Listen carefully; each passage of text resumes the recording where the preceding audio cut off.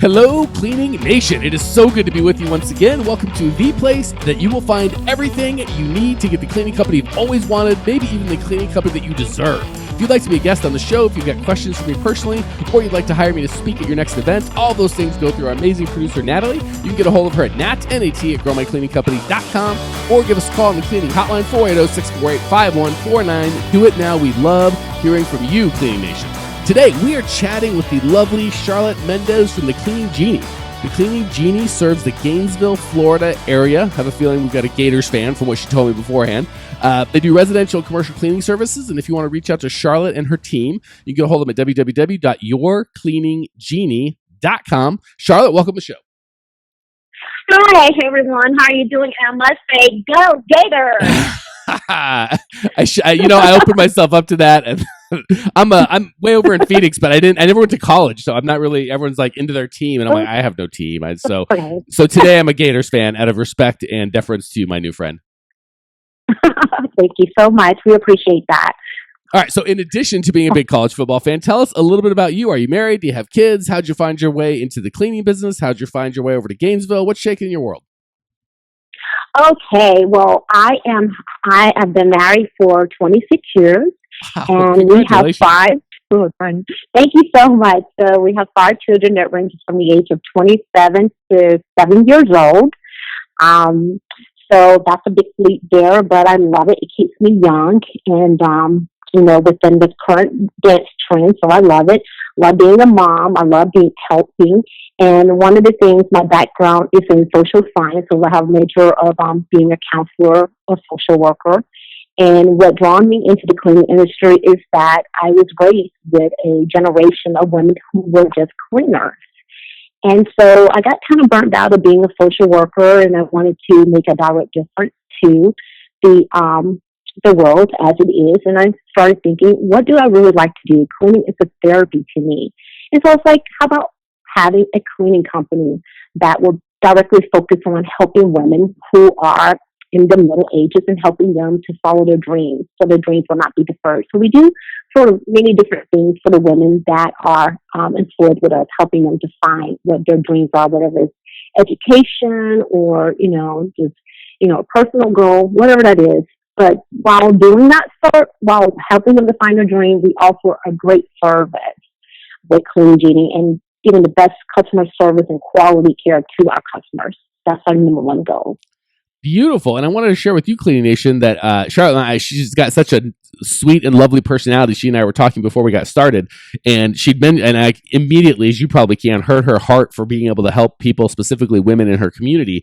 And I was encouraging her, and I didn't want you guys to miss out, or gals, that really, and I think Zig Ziglar said it, the best way to have everything that you've ever wanted from a financial perspective is to help enough other people get the things that they want. So I just want to encourage Charlotte and Cleaning Nation that it is absolutely not, well, I can either make a bunch of money and trample over everybody that gets in my way, or I can love and help and build an amazing community and be broke. It's exactly the opposite. The most successful people that I've ever known are the people that have helped the most other human beings. And that's, you help obviously your clients when you make their life better by taking cleaning off of their plate and helping them have a better workspace or home space.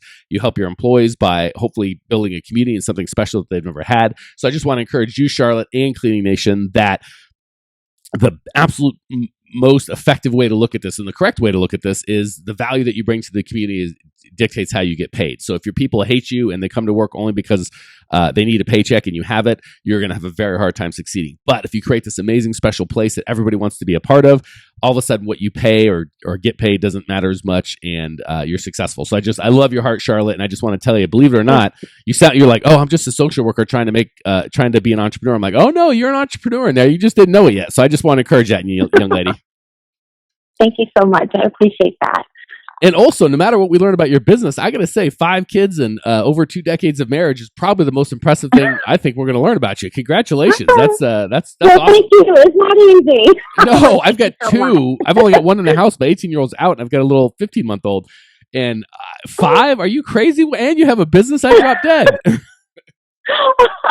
Well, it keeps me going. And my grandchild was just born, our first grandchild. Now, Lana, she is a week and a couple of days old, so we're happy about her. So I cannot go without saying that. So we're a very close bonded family, and so family is everything to us. So that's the most important thing, and that's why we love helping out. We help out as a family and do everything as a family. So that's the number one. Well, I will feed your. That is special to me. I'll feed your grandma vibe. If you want to send us over a picture of your lovely grandbaby and the dog, we will put it up on your show notes page, sister. So everyone can go to growmycleaningcompany.com, find Charlotte's page, and see her beautiful grand. And put it, if you want to put a picture of you and your daughter and your grandbaby, we can have 3 Mendes generations in there. That'd be awesome. Thank you so much. I appreciate that. Yeah, that'll be fun. You appreciate it. Please, I'm shamelessly using you for my audience. They're gonna love it. They will. They will love her. All right, sister. Well, now that you charmed the pants off of everybody listening, how can we help you? What's going on in your world we can make a little bit better today?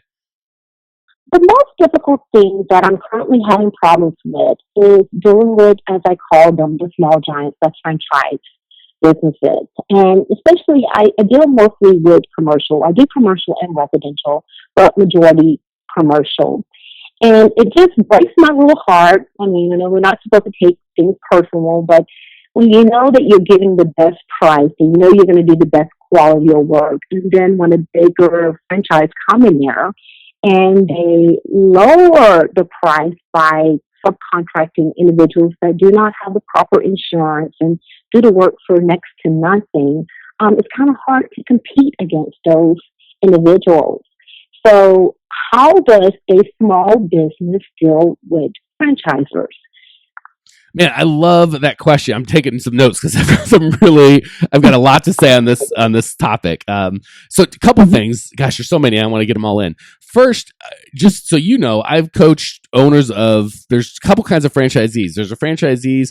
Like I believe the Service Master model, maybe even I think I had 2 maids and I did have 2 maids and a mop, and I think this is how they operate, where it's a typical franchise like a McDonald's, where you give them a good amount of money up front in order to have their systems, and then you pay them a percentage of your income, but and they pretty much just provide the systems and some coaching and help on, hey, here's how to run a business, and that's a great way to go. And it's usually just a flat percentage, but you're responsible for getting your own customers, and typically that percentage is like 6 to 10%. And for that they do some marketing for you and all this sort of stuff. The other kind is where, which I think is what you're talking about, but I just want to make sure everybody listening gets that there are 2 kinds. Other kind, I can't think of any examples. I think Janny King or Janet Pro or both of them are on this program where they do all the marketing for you. And basically you're just a cleaner. I hate to say that because, by law they have to say that you're a franchisee, but typically they collect all the money for you. They take a much larger percentage, closer to 20%, and they do everything. They do all the advertising, all the marketing. They get your customers.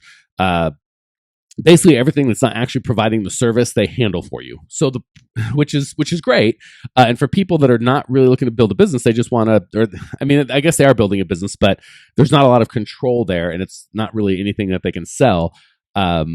Basically, the kind of profitable part, honestly, is the getting of the clients, not the performing of the work. So as a business owner, I like that position, right? If I'm going to go into the cleaning business, I'm probably going to be that kind of franchisee because I know how to get clients, and I'm going to charge a premium for that. Say, hey, I'll get you all the clients, and you guys do all the work, and I'll keep most of the profit. So I just wanted to does that all sound in line with your experience, Charlotte? Correct. That exactly. Okay. Yes. So with that, the good news is once you've got that kind of foundation and underlying background, let's talk about that. Honestly, and just so you know, I coach all of them, right? I coach mostly individual owners, but I've also coached franchisees. I'm actually speaking at 2 Maids and a Mop, their MaidCon, and I'm really excited because there's some very cool people, not just in the ownership, but the franchisees are amazing. Cool organization. I'll put those in the show notes if you want to check them out. If you're going to do a franchise, those guys are the way to go. That said, I coach all 3 of them, and funny enough, they're more afraid of you than we are of them, because a lot of people, and again, I'm not knocking anyone specific, but a lot of customers say things like, "Oh, are you a franchise? I don't want a franchise. I just want the actual cleaner." So it's funny. Everybody looks at the grass is always greener on the other side. So you're looking at the franchisees going, "How can I?" And God's green earth, can I compete with them? They're looking over at you going, "How can I compete with Charlotte? I have to market the customer, and then I have to take my cut, and then I still have to pay my people. They've got an extra layer of overhead that they have to pay, whether it's no matter what kind of franchise. When I had my Service Master franchise, which is the typical, you pay a big amount up front, and then you pay I had to get my own customers, but we paid, I think it was somewhere between 6 and 10% of our stuff. I'm like, how can I compete? I have got this extra 8% I have to pay the Service Master that Charlotte doesn't have. So really, when you look at it from a price standpoint, they have more overhead, not less overhead. And you might be thinking, and I'm going to voice this, so not just for you, but for the rest of Clean Nation. Yeah, but they don't pay insurance and they don't whatever. Well, if people are breaking the law, you're not looking to compete with them, right? If obviously I could, somehow engage in slave trade and get people from China to work for a nickel, and but we're not dealing with those people, right? You just have to. So. And again, just so you know, most of those franchises require their franchisees to have workers' comp. So a lot of people think like, oh, they're so cheap, they're this or that. They're really not. They have workers' comp. They have the proper insurances because the franchises are much less likely to go out on a limb and do something illegal. So I'm more worried about the guy with a mop and a bucket and hope all by himself. He's going to not have any insurance. But the franchisees you're competing with typically are going to have insurance, or at least the franchisor are going to require them to have insurance. And if they don't, that's not. They're not going to keep the business for long. And any of the real companies, the real customers that you're looking for, they're going to require proof of insurance. So you don't really have to worry about that. So anyway, from a foundational standpoint, does that shift your perspective a little bit in terms of instead of you being terrified of them, they're a little terrified of you? I understand their perspective, but I guess in the area where I'm in, normally the way the individuals work here is that you have a franchise and they normally just get maybe individuals who just have their general liability insurance and not workman's comp and just a minimum amount, and then so they subcontract the amount out for like a minimum amount, so just enough so that these people are just barely one person can live on less than a company. So just based on... We're still going to help you fix it. Individual. Yeah, we're still going to move into some strategy. So it's not like I'm just saying, hey, your problem's made up, we're done. I just want to start with the foundation that... Okay, all right. But I do understand what you're saying. So you gave me more perspective on how that works. Yeah, so if we have that belief system moving into what we're going to talk about next, it'll help you get there. So yeah, please don't hear me going, oh, Charlotte, you're just making stuff up. There's no problem. I'm not saying that at all. I just want you to see it from, that's one of the benefits of talking to someone that coaches everybody. You can, a lot of my individual clients, well, how am I doing? Is my cost of goods sold high? Is this, how am I doing? And they kind of, gauge themselves against others. So I just wanted to give you that perspective. That said, the best thing. So once you have that, first and foremost, have that perspective and just realize the grass is greener where you water it, right? The franchisees are looking at the non-franchisees. The non-franchisees are looking at the franchisees. And I promise you don't want to be those franchisees. Just like you said, they're not making any money. So the grass is greener where you water it. The second thing is you've got to pick your customer properly. There's so many people that say, my customers are cheap. They won't pay anything. All they care about is price. And usually that's not the case, FYI. But let's just assume that in this, for this conversation, it is the case. Well, guess what? You get to pick your customers. So there is no chance that in Gainesville, Florida, 100% of the people on 100% of the purchases they make are all about price, because there would only be one Hyundai dealership and one Walmart. There wouldn't be a Nordstrom's. There wouldn't be a Lexus dealership. There wouldn't be a nice place to eat out. It'd only be a McDonald's. So the reality is there are always going to be segments of customers, whether it's cleaning services for home or for commercial, for clothing, for gas, for cars, whatever it is, there are always going to be customers that just want the cheapest price. There are always going to be customers that just want the most expensive price, right? No matter what, they just want the best. And they assume whatever the most expensive is, that's the best, and that's what they're going to take. And there's always going to be the bulk of the customers, probably 80% or more, that are in the middle, that are looking for the best value, right? They understand that, just because the Hyundai is 20 grand and the Lexus is 60 grand, that, maybe there's some features they want on the Lexus, but not that many. And they're going to go in the middle for a fully loaded Toyota. That said, it's so much easier to find the right customer and help solve their problem and their pain than try and convince or badger the wrong customer into believing that the pain that you solve is what they need. That wasn't clear, but that's a key point. Let me try and say it again, and you can tell me what you think. It's so much easier to find the right customer that already wants what you're selling and help them than it is to go, just say you owned a restaurant. It's so much easier to find hungry people than it is to find people that just ate and try and scream at them how good or cheap your food is. Yes, I agree with you. Okay. I do. So if you're getting too much of and everyone's going to have a degree of, I just want the cheapest price. But generally, if you ask better questions and really understand what they want, prices maybe in their top 10, it's 4 or 5 or 6. They don't want to get screwed, but it's really not cheapest price. They're into more important stuff, and that just means that you need to ask better questions. If you find out that it's not, it really is price, then you're dealing with the wrong customer. So step 1 is to understand you really do have some advantages that the franchisees don't have, and you need to capitalize on those advantages. Step 2 is you need to understand if you're constantly getting true. I want the cheapest price no matter what. You're probably finding the wrong customer. And third, you got to understand a lot of times people say they want the cheapest price, but that's just because you haven't educated them on what's available out there, right? When I walk into a car lot, I'm always going to want the cheapest price until the guy shows me with the leather and the sunroof and the heated seats. Well, I need all those things. So yeah, I still want the cheapest price, but now I need those things. So it's your job to show your customers the heated seats and the sunroof, which in our universe is stuff like insurance and picture ID name badges and workers' compensation insurance and a guaranteed service and unique selling proposition and little surprises and delights where you leave them mints or notes or, all the sort of things that make up your unique services. Any questions or thoughts or concerns so far? I am really from my understanding of what you're saying, I need to educate them in the forefront of things to get what their interpretation, what is their value? Is it more of a price or the quality? So it's when I go in to speak with the customer initially, basically trying to filter out what do they want. Is this a customer who is valuing more price, or if the customer just value more quality? And then that way it will give me a process to say, is this going to be my ideal customer? Because if the customer is more towards the price issue, then maybe not. They're going to go for the lower pricing of the bed versus the quality of the bed. Let me add one more caveat on that, because you're 90% of the way there, but I want to make sure, not just for you, but for Cleaning Nation. When you say quality, you got to be very, very careful. The poorest people I know are the best cleaners, right? It's not, everybody thinks I clean better than the next guy or gal. Well, let me tell you, Charlotte, and I'm not saying you're saying that, but just, I'm going to pick on you because you're here and you were. Okay, that's fine. Yeah. Yes, please. So let's say you say, well, we just clean better than everybody else. Here's the problem. Everybody, I talk to your competitors every day. That's my job. All I do is talk to owners of cleaning companies. And guess what they all say, or at least the broke ones? I clean better than everybody else.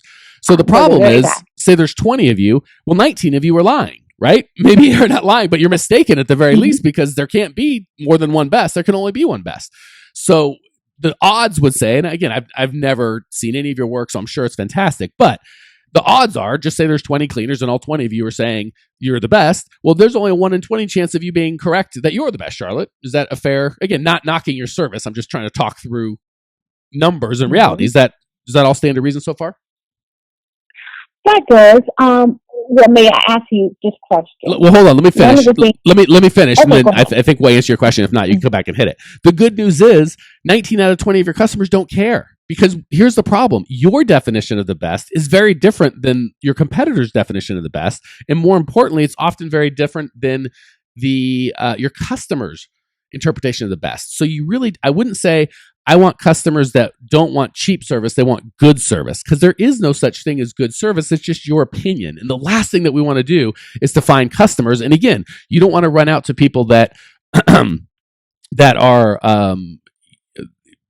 hungry, or that are not hungry, try and convince them to be hungry. Also, if you've got seafood and I don't eat fish, or I'm allergic to shellfish, you can scream or yell or hit me in the head or do whatever you want about how amazing your seafood is. I don't care. That doesn't mean I don't want the best or I'm cheap. It just means you sell seafood. I don't like seafood.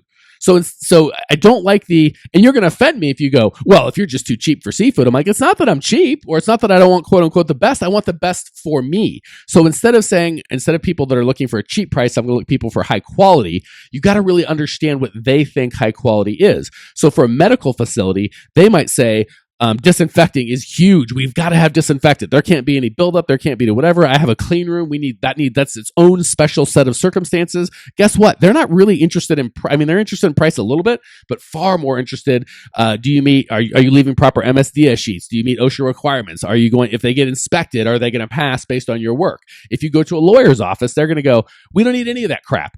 But we have documents here that are extremely sensitive. And I want to make sure that your people are all bonded and insured and don't have criminal backgrounds, and that you train them to make sure that they respect our privacy. It's not that one wants the best and one wants the cheapest. They just have different definition of what's important to them. So the last thing I want you or anyone in Clean Nation to do is to try and go jam your definition of quote unquote quality down your customers' throats. It's really important to understand what they want and then select the one. So there are people who are like, I don't care. You can bring a hobo in here that's armed to the teeth and, is high on meth, and I don't care. I just want the cheapest price. Almost no one's going to say that, but that guy or gal obviously is not your customer. But the guy that says, I'm looking to get a good price, but I have these needs, well, then you can identify if those needs match up with what you serve. But don't do any judgment with, if you don't want good quality, you can go somewhere else, because that's not the case, right? You see how I may want something different than you serve, doesn't mean I want bad quality. I do understand much better now. Okay, cool. We are already way over. Any quick questions or thoughts before we hit the lightning round, young lady? No, thank you for that. That was really awesome. You gave me a lot more understanding. My pleasure, and that's what we do here. And I love your business, Charlotte. So I'm glad to be able to contribute. All right, let's hit the lightning round. I'll shush up for a little bit, give you the opportunity to serve. Question number 1: what's the best piece of advice you've ever received that you can share with Cleaning Nation?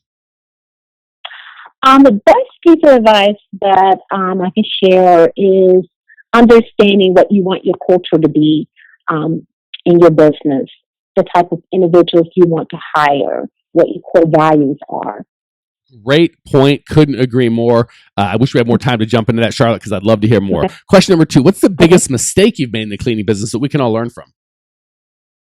I guess the biggest mistake that I made is that when you have customers who try to lower your prices or your proposals, those I found were the ones that were most difficult to deal with. Well, you got to compromise your own. Such a good point. You always think, if I just lower the price, we'll get along great. Mm-hmm. And you're exactly right. They're basically raising their hand saying, Charlotte, I'm going to be a pain in the neck as long as we work together. So that said, will you do it for less money? And saying yes is almost always a disaster. Last question. What's one idea that Cleaning Nation, personally or professionally, just something that Cleaning Nation can put into practice right away to improve their lives or their business? Treat every customer as if they're your first customer.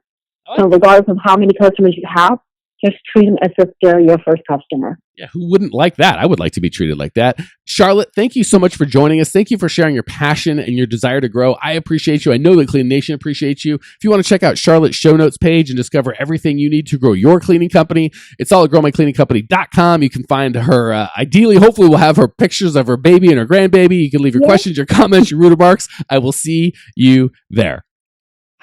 Congratulations! You are now 16% smarter. Still can't get enough cleaning goodness? Go to www.growmycleaningcompany.com for more of the good stuff. Ever want to be rich and famous?